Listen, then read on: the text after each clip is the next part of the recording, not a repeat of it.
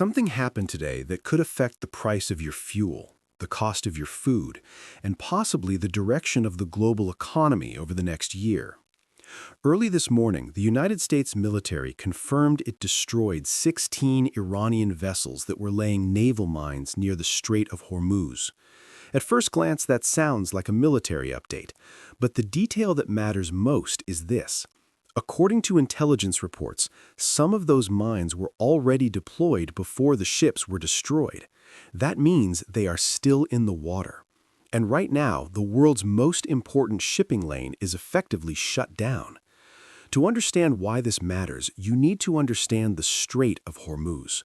It's a narrow stretch of water between Iran and Oman, only about 21 miles wide. That doesn't sound large, but every single day, around 20 million barrels of oil normally pass through that corridor. That's roughly 20% of the world's total energy supply, moving through one small channel of water. Oil from Saudi Arabia, Iraq, Kuwait, the United Arab Emirates, and Qatar all moves through this route. Natural gas shipments that heat homes across Europe and Asia pass through it as well. So when something disrupts the Strait of Hormuz, it doesn't just affect one region, it affects the entire planet. And that disruption started at the end of February. On February 28th, a major military operation known as Operation Epic Fury began. United States and Israeli forces launched coordinated strikes against Iranian nuclear facilities, missile infrastructure, and military command centers. Several key targets were hit within hours. Within days, tensions escalated across the region. Commercial ships began reporting attacks. Insurance companies started raising risk levels for vessels traveling through the area. Tanker operators began reconsidering routes that normally carry millions of barrels of oil every day. Then, on March 2nd, something unprecedented happened. An Iranian official went on state television and announced that the Strait of Hormuz was closed and that any vessel attempting to pass through could be targeted. Within hours, maritime traffic collapsed. Just days earlier, roughly 37 oil tankers were passing through that waterway every single day. Now, the number is 0. The interesting part is how it happened. Iran didn't need a massive naval blockade with dozens of warships. Instead, a combination of factors shut the strait down. Several vessels were attacked near the entrance, naval mines were placed in shipping lanes, insurance companies began refusing coverage for ships traveling through the area. And once tanker operators realized the risk, many of them simply turned around. Some of the largest ships on Earth, vessels capable of carrying 2 million barrels of crude oil, literally reversed course in open water. When that happens at scale, global supply chains start to feel it immediately. Most headlines are focusing on oil prices, and yes, those numbers are moving quickly. Before the crisis began, crude oil was trading around $87 per barrel. Within days, prices surged past $110 and briefly approached $120. That kind of jump eventually shows up everywhere.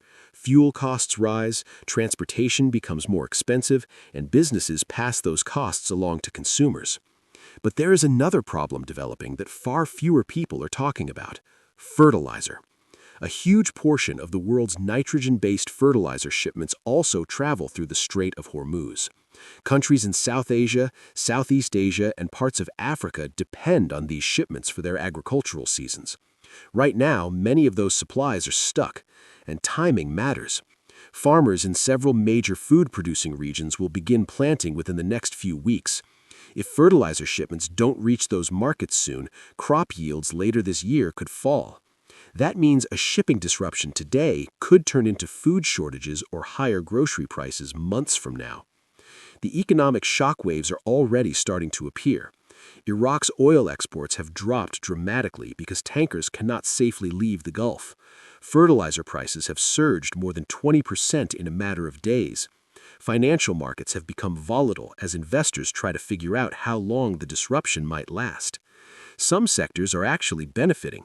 Energy companies and shipping firms have seen their stock prices rise. But industries that rely on stable fuel prices, like airlines, manufacturing, and agriculture, are under pressure. And economists are beginning to ask a serious question.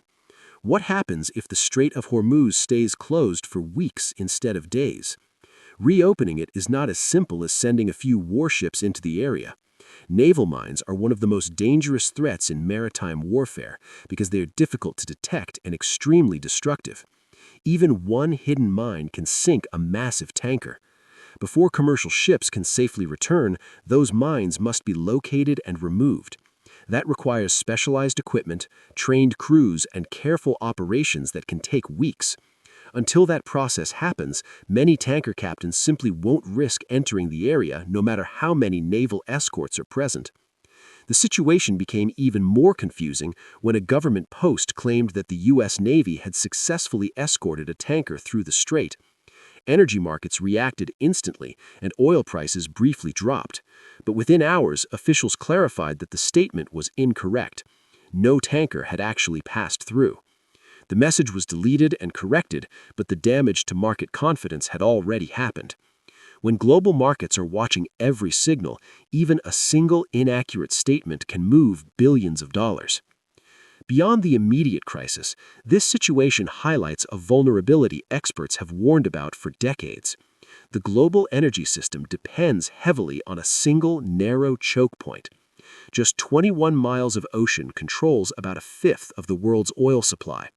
There are pipelines and alternative routes, but they can only carry a fraction of the normal volume that passes through the Strait of Hormuz.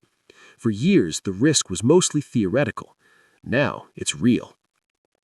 Right now, dozens of tankers are waiting outside the Persian Gulf, trying to decide what to do next.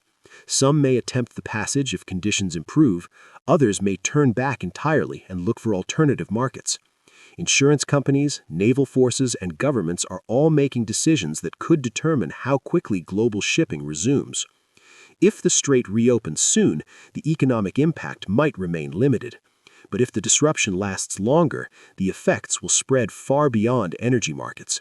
Fuel prices could rise worldwide, food production could be disrupted, and the global economy could face one of its most serious supply shocks in decades. At the moment, the numbers tell the story clearly. A route that normally handles 37 oil tankers per day has dropped to zero. Oil prices have surged, fertilizer shipments are stuck, and naval mines remain somewhere in the water. What happens next depends on diplomacy, military operations, and how quickly those mines can be cleared. Because sometimes the biggest global crises don't start with massive battles or dramatic headlines. Sometimes they begin with a quiet but powerful reality. A narrow passage of water, suddenly going silent.